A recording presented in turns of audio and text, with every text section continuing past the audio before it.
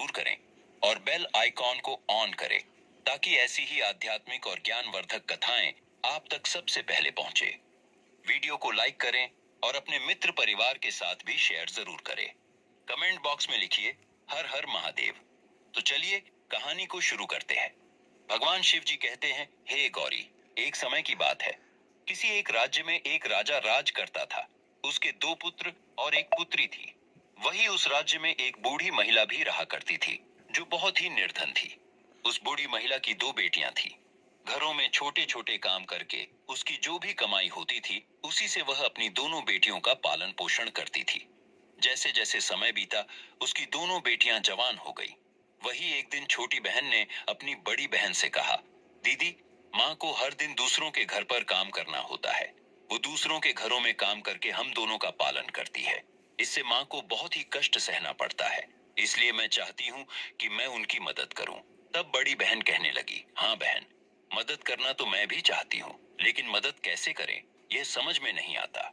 वही छोटी बहन कहने लगी, दीदी, मैं तुम्हें एक राज की बात बताती हूँ कि मुझको फूलों का पेड़ बनना आता है। इसलिए मैं फूलों का पेड़ बन जाऊंगी और फिर तुम उसमें से फूल तोड़कर टोकरी भर लेना और फिर बाद में हम उन फूलों को बेचकर हम पैसा कमा लेंगे, जिससे हमारी माँ की मदद हो जाएगी। वही छोटी बहन की बात सुनकर बड़ी बहन को आश्चर्य हुआ। वो कहने लगी कि पहले तू मुझे यह बात बता कि तू फूलों का पेड़ कैसे बन जाती है।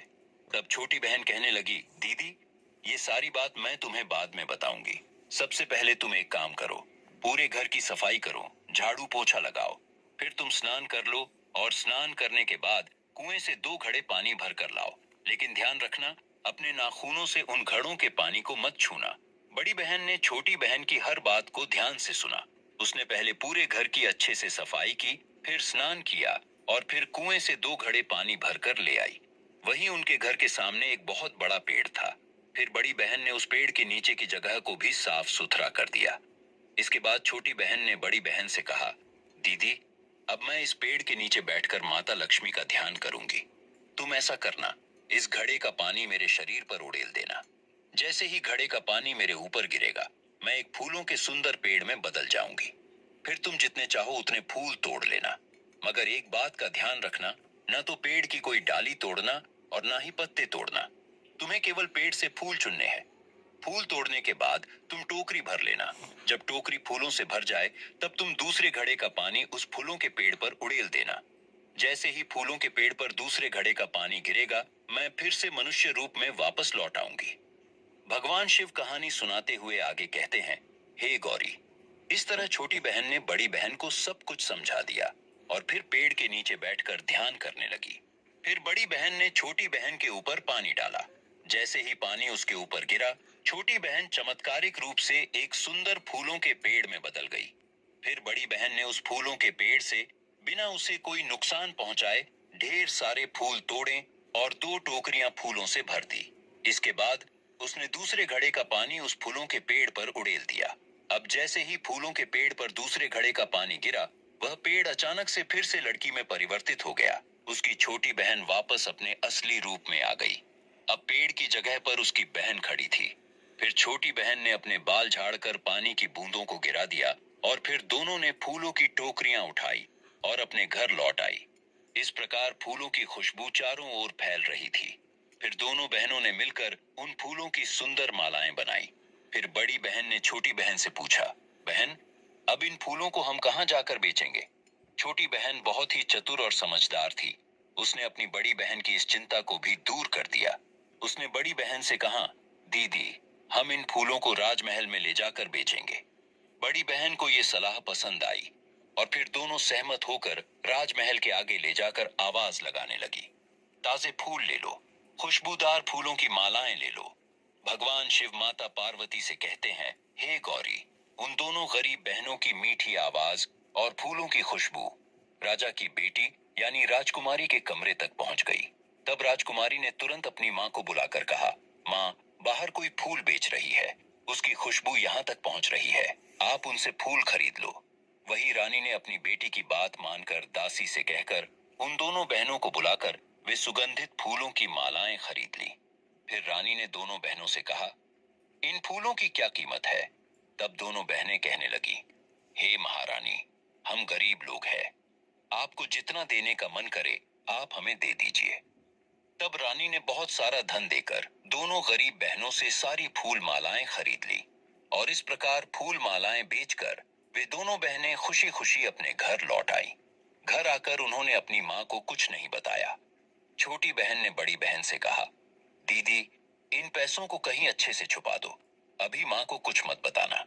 हो सकता है यदि माँ को पता चल गया तो वह हमसे नाराज हो जाएगी। भगवान शिव कहानी सुनाते हुए आगे कहते हैं, हे गौरी, उस दिन से दोनों बहनें रोज सुबह फूलों की टोकरी लेकर घर से निकलती और उन्हें बेचकर वापस घर लौटती। धीरे धीरे उनके पास अच्छे खासे पैसे जमा हो गए।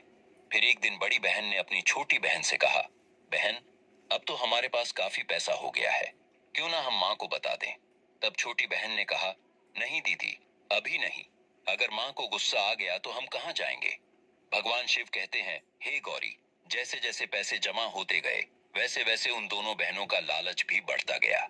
वही एक दिन राजा का बेटा यानी राजकुमार राजमहल में लौट कर आता है तो वो फूलों को देखता है और फूलों की खुशबू से प्रभावित हो जाता है। तब वह अपनी माँ से पूछता है, माँ, मैंने पहले कभी ऐसे महकते फूल नहीं देखे, ये फूल कहाँ से आते हैं? इन फूलों की खुशबू बहुत ही आकर्षक है। तब रानी माँ कहने लगी, बेटा, ये फूल कहाँ से आते हैं मुझे नहीं पता, किस पेड़ से ये फूल निकलते हैं ये भी मुझे नहीं पता, पर हर रोज राजमहल के सामने दो लड़कियां आती है जो फूल बेचने के लिए आती है और हम दासियों द्वारा उन लड़कियों के फूल खरीद लेते हैं। वही राजकुमार को जब उन दोनों लड़कियों के बारे में मालूम पड़ता है तो राजकुमार उन दोनों लड़कियों का पीछा करता है और उनके घर तक पहुंच जाता है, लेकिन वहां उन फूलों का पौधा या पेड़ उसे कहीं दिखाई नहीं देता है। राजकुमार को बहुत ही आश्चर्य होता है। वह सोचने लगता है कि आखिर इतने सुंदर और खुशबूदार फूल आते कहां से है। फिर अगले दिन सुबह होते ही राजकुमार उन दोनों लड़कियों के घर तक जाकर उसके आगे जो एक पेड़ था उसमें छुप कर बैठ जाता है और उस दिन भी दोनों बहनों ने पेड़ वाली जगह पर आकर जमीन को झाड़ू से साफ करना शुरू कर दिया। फिर रोजाना की तरह छोटी बहन ने खुद को एक फूलों के पेड़ में बदल लिया और बड़ी बहन ने पेड़ से खूबसूरत फूल तोड़े और जैसे ही काम पूरा हुआ पेड़ फिर से लड़की में बदल गया। यह सब दृश्य राजकुमार ने अपनी आंखों से देख लिया। वह स्तब्ध रह गया और बिना कुछ बोले सीधे राजमहल लौट आया और अपने कक्ष में जाकर चुपचाप लेट गया। राजा और रानी ने जब राजकुमार की हालत देखी तो वे चिंता में पड़ गए। उन्होंने तुरंत उसके स्वास्थ्य के बारे में पूछताछ की। वही राजकुमार का खास मित्र जो राज्य का मंत्री भी था वह भी उसे देखने आया। राजा और रानी के सामने तो राजकुमार ने कुछ नहीं कहा, लेकिन अपने मित्र से वह बात छुपा ना सका। उसने मंत्री को सारी घटना विस्तार से बता दी कि एक गरीब बूढ़ी महिला की दो बेटियां हैं, जिसकी छोटी वाली बेटी फूलों का पेड़ बन जाती है। मैं उस पर मोहित हो गया हूं। मैं विवाह करूंगा तो उसी के साथ करूंगा। इसके बाद मंत्री ने यह बात तुरंत राजा को जाकर बताई। राजा को सुनकर पहले तो आश्चर्य हुआ, फिर राजा ने मंत्री को उस बूढ़ी महिला को बुलवाने भेज दिया। उस बेचारी बूढ़ी महिला को तो इस बारे में कुछ भी पता नहीं था। वो तो एकदम से डर गई और कांपते कांपते राजा के पास गई। फिर राजा ने उससे शांति से बात की और अपने बेटे के लिए उसने उसकी बेटी को मांगा। राजा ने कहा, तुम्हारी दो बेटियां हैं, उनमें से जो सबसे छोटी है उसका हम अपने बेटे के साथ विवाह रचाएंगे। यह सुनकर बूढ़ी महिला अब और ज्यादा घबरा गई। वह सोचने लगी, राजा को मेरी बेटी के बारे में कैसे पता चला। उसकी आवाज कांप रही थी, लेकिन फिर उसने साहस जुटाकर कहा, जी महाराज, हम गरीब हैं, मगर अपनी बेटी को आपके घर देने में कैसे इनकार कर सकते हैं। यदि यही आपकी इच्छा है तो आप हमारी छोटी बेटी से अपने राजकुमार का विवाह अवश्य करवा लीजिए।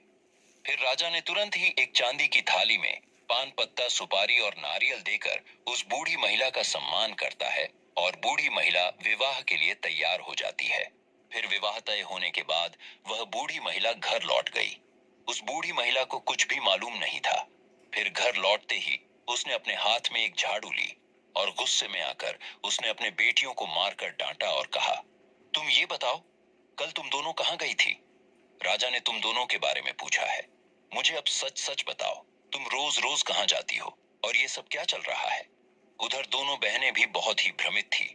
उन्हें समझ ही नहीं आ रहा था कि आखिर हो क्या रहा है। माँ अचानक इस तरह क्यों बर्ताव कर रही है। रोते हुए दोनों बहनों ने अपनी माँ से कहा, माँ, आप हमें मार क्यों रही हो? हमें गाली क्यों दे रही हो? हमने ऐसा क्या कर दिया? तब उनकी माँ ने कहा, मैं और किसको मारूं?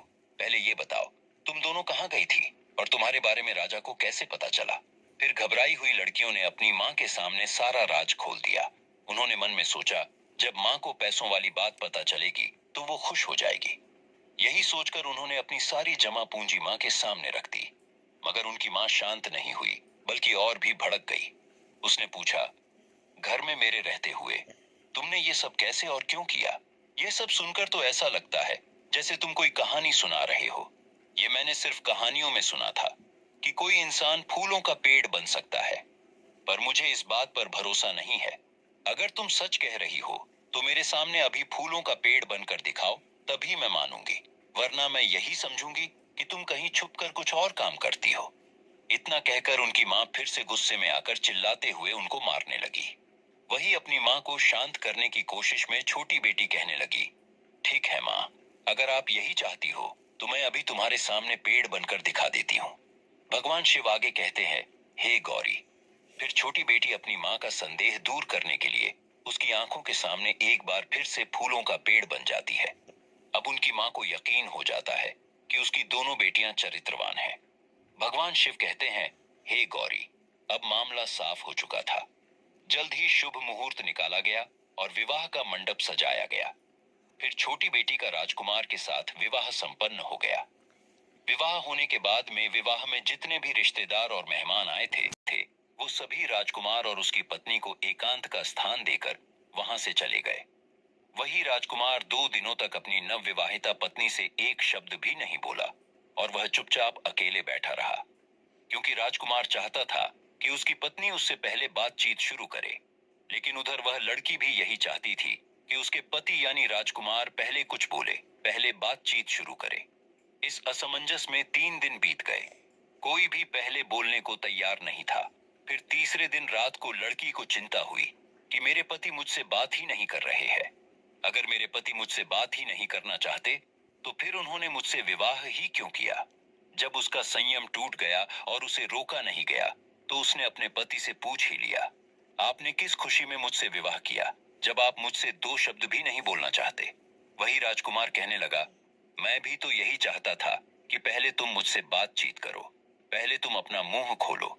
यदि तुम मेरी बात मानकर काम करोगी तो ही मैं तुमसे बात करूंगा। तो वह लड़की कहने लगी कि आपसे किसने कहा कि मैं आपकी बात नहीं मानूंगी? आप मेरे पति हैं, आप मुझसे जो कहेंगे मैं वो करूंगी। आप कहिए, आप क्या चाहते हैं? मुझे आपके लिए क्या करना है? तब राजकुमार कहने लगा, क्या तुम नहीं जानती कि फूलों वाला पेड़ कैसे बनना है? मैं भी देखना चाहता हूँ कि तुम फूलों का पेड़ कैसे बनती हो।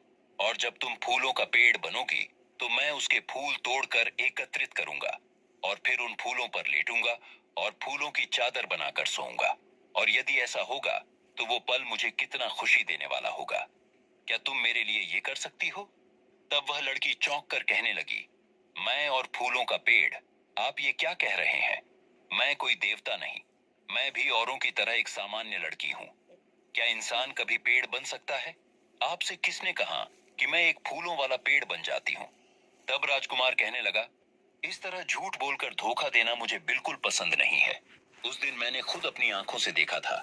तुम एक सुंदर फूलों का पेड़ बनोगी तो मैं उसके फूल तोड़कर एकत्रित करूंगा और फिर उन फूलों पर लेटूंगा और फूलों की चादर बनाकर सोऊंगा। और यदि ऐसा होगा तो वो पल मुझे कितना खुशी देने वाला होगा। क्या तुम मेरे लिए ये कर सकती हो? तब वह लड़की चौंक कर कहने लगी, मैं और फूलों का पेड़, आप ये क्या कह रहे हैं?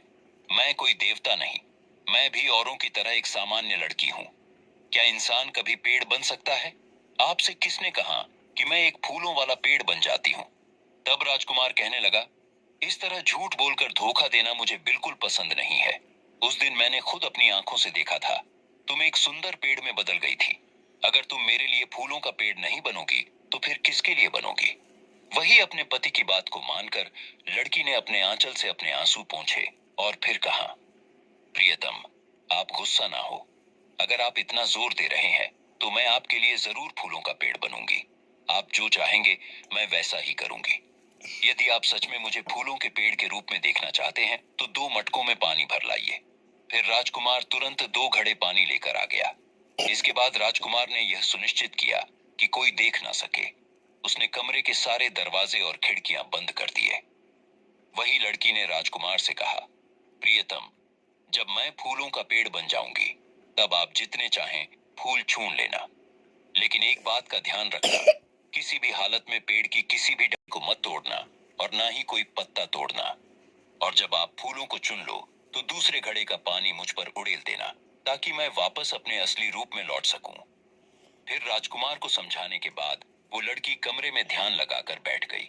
लड़की के ध्यान मग्न होने के बाद राजकुमार ने ठीक समय पर पहले घड़े का जल उसके ऊपर उड़ेल दिया।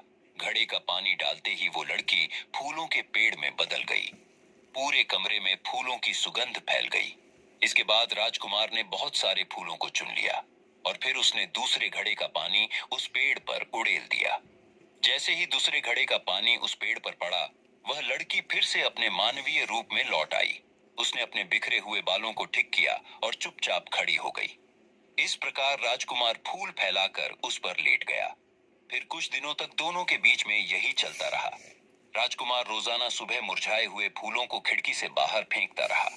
धीरे धीरे उन सूखे फूलों का इतना बड़ा ढेर जमा हो गया कि वो अब एक पहाड़ सा दिखने लगा। इसी बीच एक दिन राजकुमार के छोटे भाई ने जब वह फूलों का ढेर देखा तो उसने अपनी माँ से जाकर कहा, माँ, देखो भैया और भाभी बहुत सारे फूल लाते हैं और सुबह होते ही खिड़की से बाहर फेंक देते हैं, मगर देखो, मुझे आज तक किसी ने एक भी फूल नहीं दिया। आखिरकार इतने सुंदर और खुशबूदार फूल कहाँ से आते हैं? छोटे बेटे की बात सुनकर उसकी माँ कहने लगी, बेटा, चिंता मत कर, मैं तुम्हारे भैया और भाभी से कहकर तुम्हें फूल दिला दूंगी।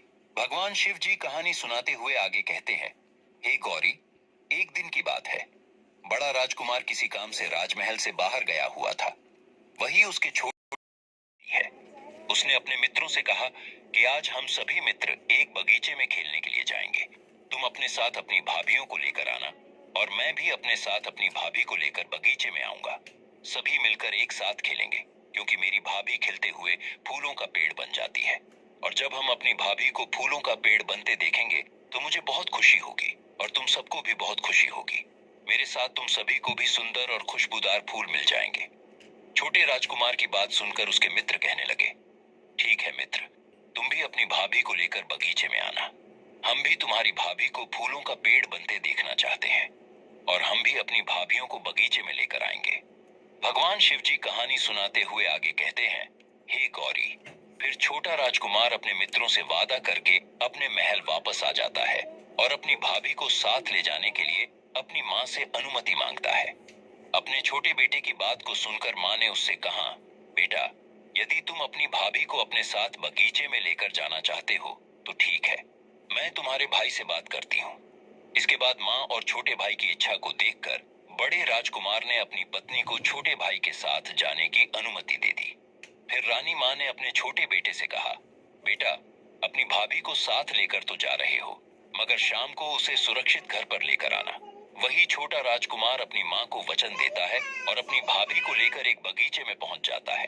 उधर छोटे राजकुमार के मित्र भी अपनी अपनी भाभियों को लेकर उस बगीचे में आ जाते हैं। फिर सभी स्त्रियां बाग में झूला झूलती है। इसी बीच छोटे राजकुमार के मन में खोट आ जाती है। फिर वो अपनी भाभी की ओर देखकर भाभी से कहता है, भाभी, आपके बालों में जो गजरा सजा है वो कितना सुंदर लग रहा है और मेरे मित्रों की भाभियों के बालों पर गजरा नहीं है, इसलिए मैं चाहता हूँ कि आप खिलते हुए फूलों का पेड़ बन जाओ, क्योंकि मैं आपके अंदर का राज जानता हूँ कि आप खिलते हुए फूलों का पेड़ बन जाती हो, जिससे मेरे मित्रों की भाभियां भी उस खूबसूरत फूलों को तोड़कर अपने बालों में फूलों का गजरा लगा लेंगी। अपने देवर की बात सुनकर भाभी एकदम से चौंक जाती है। वह अपने देवर से कहने लगी, तुम ये क्या बकवास कर रहे हो? तुमसे किसने कहा कि मैं फूलों का पेड़ बन जाती हूँ? मैं भी तुम्हारी तरह एक इंसान हूँ। पागलों जैसी बातें मत करो। वो गुस्से में कहती है, मुझे आज तुम्हारे साथ यहाँ आना ही नहीं चाहिए था, लेकिन देवर अपनी जिद पर अड़ा रहता है। वो कहता है, भाभी, मुझे मालूम है आप केवल भैया के लिए ही फूलों का पेड़ बन जाओगी, मेरे लिए नहीं। अपने देवर के मुंह से ऐसी बात सुनकर राजकुमारी को ठीक नहीं लगा। और वह फूलों का पेड़ बनने के लिए तैयार हो जाती है।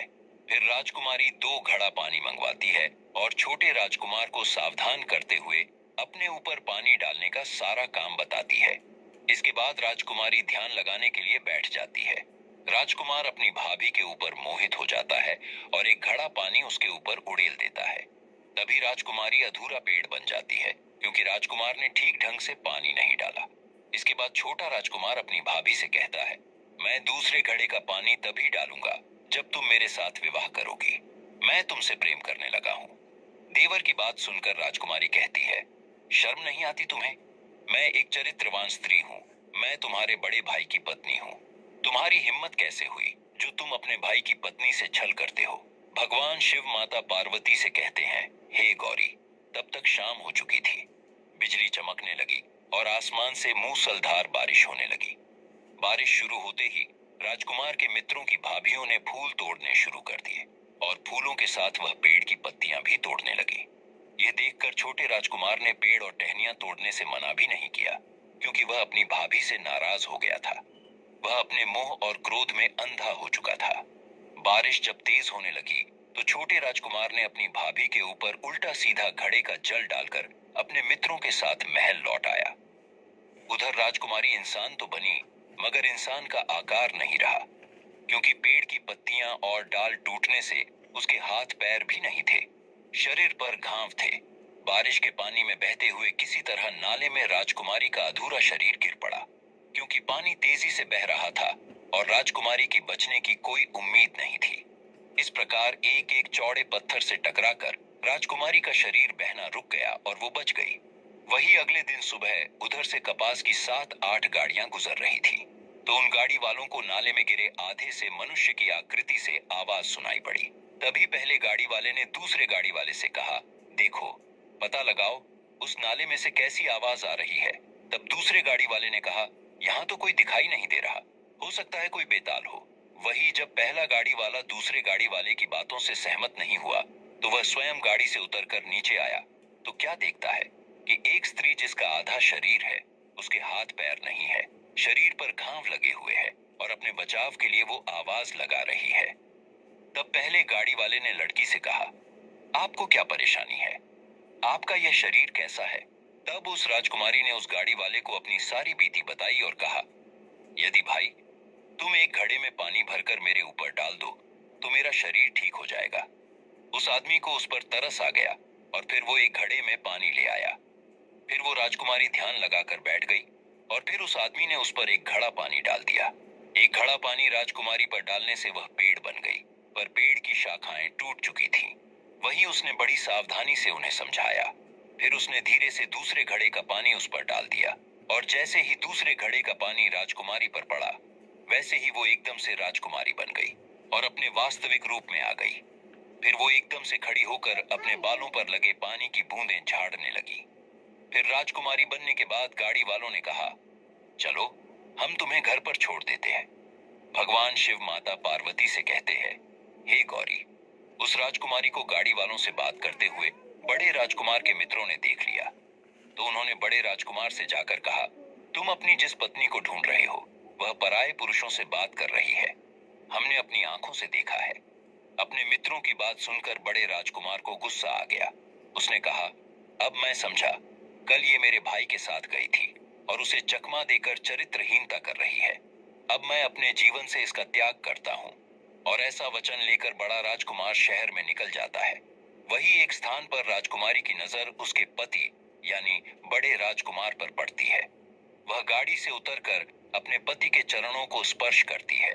तब राजकुमार अपनी पत्नी को खरी खोटी सुनाता है और अपने जीवन से त्याग देने की बात बताता है। तब राजकुमारी भगवान विष्णु जी का ध्यान लगाती है और कहती है, हे प्रभु, आपके अलावा अब मेरे पवित्रता का प्रमाण देने वाला कोई दूसरा नहीं है।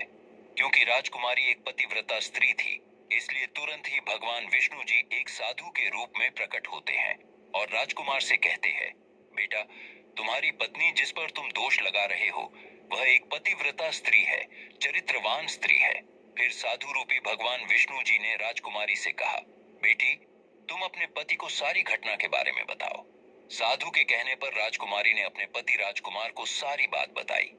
जब राजकुमार को सारी बात पता लगती है तो वो अपनी गलती पर पछतावा करता है और अपनी पत्नी को गले से लगाता है। तब राजकुमार साधु रूपी भगवान विष्णु से कहता है, हे गुरुवर, जीवन में ऐसा दिन दोबारा देखने को ना मिले, इसके लिए मुझे क्या करना चाहिए? तब साधु रूपी भगवान विष्णु ने कहा, बेटा, चाहे भूखे मर जाना, मगर इन 3 लोगों के साथ चाहे वो कितने भी सगे संबंधी हो, और इन स्थानों पर अपनी पत्नी को कभी अकेले मत भेजना। तब राजकुमार कहता है, हे गुरुवर, वो 3 लोग कौन से हैं और वो 3 स्थान कौन से हैं जिनके साथ में या जिस स्थान पर पत्नी को कभी अकेले नहीं छोड़ना चाहिए? तब संत रूपी भगवान विष्णु जी कहते हैं, बेटा, किसी भी कठिन परिस्थिति में पराये पुरुष के साथ पत्नी को कभी अकेले नहीं भेजना चाहिए। चाहे वो कोई भी हो, चाहे आपका संबंधी हो, दोस्त हो या भाई हो, पति को चाहिए कि वो अपनी पत्नी के साथ हमेशा खड़ा रहे। चाहे कुछ भी हो जाए, उसे कभी अकेला नहीं छोड़ना चाहिए। चाहे कितनी भी कठिन परिस्थिति हो, हमेशा पति को अपनी पत्नी के साथ ही रहना चाहिए। नंबर 2, अगर आपकी पत्नी निर्दोष है, फिर भी लोग उस पर दाग लगा रहे हो, तो आपको अपनी पत्नी के साथ हमेशा खड़े रहना चाहिए। उस समय उसको अकेला नहीं छोड़ना चाहिए। आपको उस समय अपनी पत्नी को बोलना चाहिए कि तुम चिंता मत करो, मैं तुम्हारे साथ हूं। मगर बेटा, तुमने इसका उल्टा किया। तुम्हारी पत्नी पर लोगों ने झूठा दोष लगाया। तुमने उनकी झूठी बात मानकर अपनी पत्नी का त्याग करने का वचन लिया। यदि तुम्हें मालूम है कि तुम्हारी पत्नी निर्दोष है, वो एक चरित्रवान और पतिव्रता स्त्री है, तो तुम्हें ऐसी कठिन परिस्थिति में अपनी पत्नी के साथ खड़े होना चाहिए और कहना चाहिए कि दुनिया चाहे कुछ भी कहे, मुझे तुम पर पूरा विश्वास है कि तुम अपने स्थान पर चरित्रवान हो। मैं तुम्हारे साथ हूं, जिसे जो बोलना है बोलने दो, तुम चिंता मत करो। नंबर 3, अगर आप पत्नी का सम्मान पाना चाहते हैं, तो आपकी पत्नी अगर बीमार है तो कभी भी उसको अकेला मत छोड़ना। बीमारी की हालत में उसके साथ रहे और उसकी देखभाल करिए। जिस तरह देवी अपने पति की सेवा करती है, उसी तरह से पति का भी कर्तव्य है कि वो अपनी पत्नी की सेवा में हमेशा तत्पर रहे। यह आपका कर्तव्य है और आपके सुखी जीवन का मंत्र भी है। जो भी पुरुष गृहस्थ जीवन में अपनी पत्नी को इन 3 कठिन परिस्थितियों में नहीं छोड़ता है, वह पुरुष हमेशा अपने गृहस्थ जीवन में सुखी रहता है। यह कहकर साधु रूपी भगवान विष्णु जी अंतर ध्यान हो जाते हैं। फिर राजकुमार अपनी पत्नी को लेकर अपने राजमहल में आता है और अपनी मां को सारी बात बताता है। वही बहुत दिनों से राजा अपने बहू बेटे को तलाश रहे थे। उनके लौटने से राजा भी बहुत खुश हो जाते हैं और दोनों के साथ घटी घटना से कुपित होकर राजा अपने छोटे बेटे को दंड देते हैं। दोस्तों, कहानी सुनाने के बाद माता पार्वती भगवान शिव जी से कहती है, हे प्रभु, वास्तव में इन 3 स्थानों पर किसी भी पुरुष को अपनी पत्नी को कभी अकेले नहीं छोड़ना चाहिए, तभी वैवाहिक जीवन सुखद हो सकता है। तो दोस्तों, उम्मीद है यह कहानी आपको अच्छी लगी होगी। यदि आपको यह वीडियो अच्छी लगी